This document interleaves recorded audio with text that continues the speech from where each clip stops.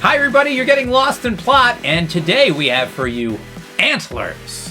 That's right, we've got Antlers. Let's talk about what is this film about. The story is really about abuse and the cycle of abuse. Ew. Okay. Ew is correct. Now, the plot is it's set in this crumbling, very impoverished Oregon town, this lumber town and this coal mining town that is just dirt poor. It's been run down. Everybody's decaying. Yeah, everybody is broke. No one can get a job anymore. It's poverty everywhere you see. Ew. Yeah, everyone is just kind of poor and depressed. Why would I want to visit this town? Well, it looks nice. I mean, it's set out in the woods of Oregon. All right. But this is a monster movie, let's not forget. This is I was about to say, so where does the monster come in? It's like, well, all right, economic depression and the cycle of violence and abuse, but it's like... That is the setting. That is the setting. So our protagonist is a grade school teacher. She's got one boy that she can kind of see the signs of abuse. She can tell he's very malnourished. That one boy. Skin and bones. He's drawing really weird pictures of monsters and death and horrible things, murder. So, Teacher to the rescue. Teacher to the rescue. Teacher and social worker to the rescue. You know what? They find out is social workers are the real heroes. You need to recognize. But anyway, they find that he's got a secret that is too horrifying to even imagine. And then from there, we've got a kind of terror that's starting to plague the people of this town. The teacher has to investigate and has to kind of save and figure out the mystery with her brother, who is the sheriff. And there's only 2 cops in this whole town. I mean, it's this dirt poor, barely populated town because the coal mill's been shut down and nobody can work. And then we go from there. So we've got a horror, and as you can probably tell by that, heavy drama. There's a lot of heavy drama here, but wait a minute, horror as well. Now, I haven't seen Antlers, but if I go and sit down and watch Antlers, I don't want drama. I'm going to see horror. True. Is it a horror movie or is it a drama movie? It is both, and that's the thing is, I came out of this and I said, my God, that was bleak. In a word, bleak. Because it's tough to watch abuse. Now, the protagonist... Why would you want to? Who wants to sit down? How long is the movie? Like an hour and a half, 2 hours? Hour and a half. I don't want to watch an hour and a half in abuse.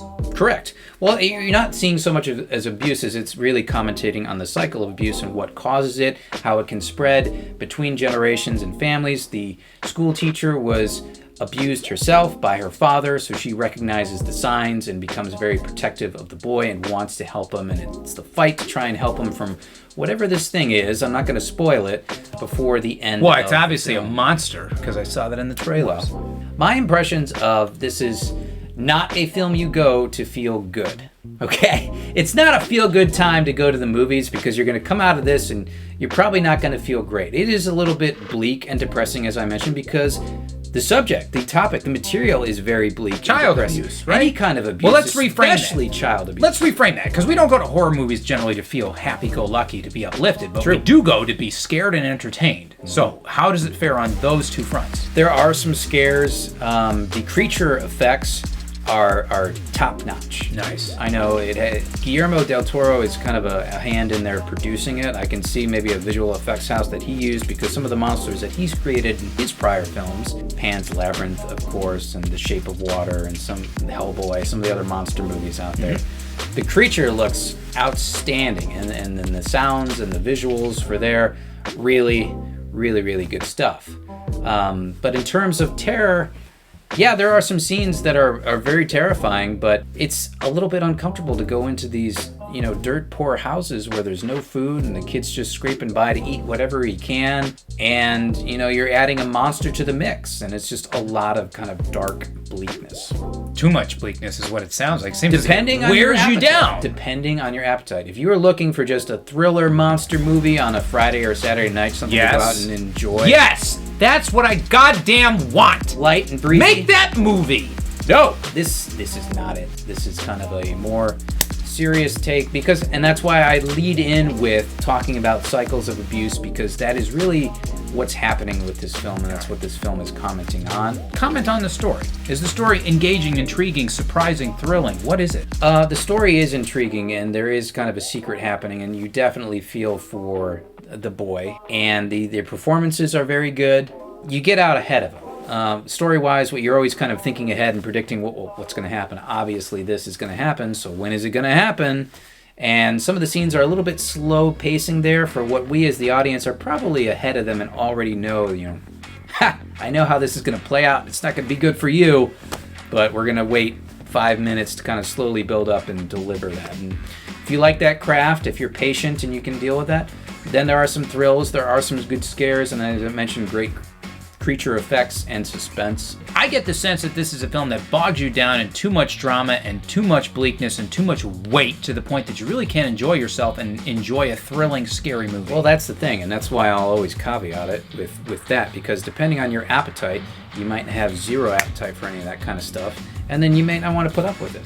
It's set as like your kind of typical monster movie with this additional social subtext layer to it. All right, that kind of feeds off of. Then hit it. Give us the final thoughts. Well, like I said, you're not going to go there and enjoy yourself for this one because it's bleak, it's full of despair, but I'm going to keep it alive, and I'm going to give it a 6 out of 10 because this is bold, okay? This is not just your typical generic monster movie. They had something to say, and they took on a topic that is an ugly topic, that is a difficult topic, and that abuse and what happens with some of these lower income households across the country.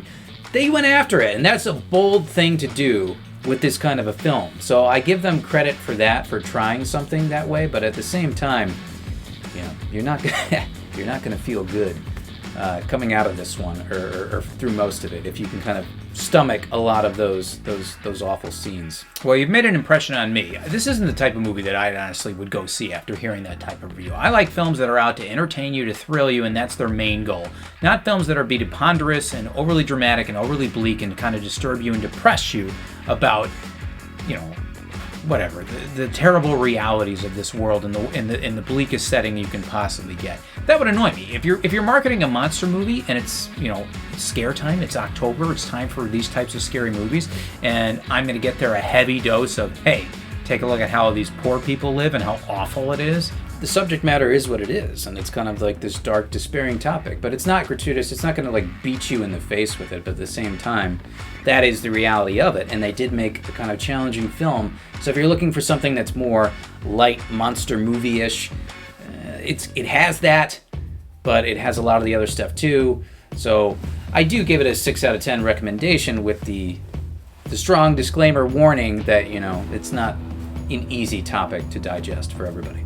There you go, guys. That is Antlers. What are your thoughts and opinions? Please leave them in the comments down below. If you like this video, consider a thumbs. If you loved it, consider a subscription. Check us out on Twitter, and we'll see you all in the next one.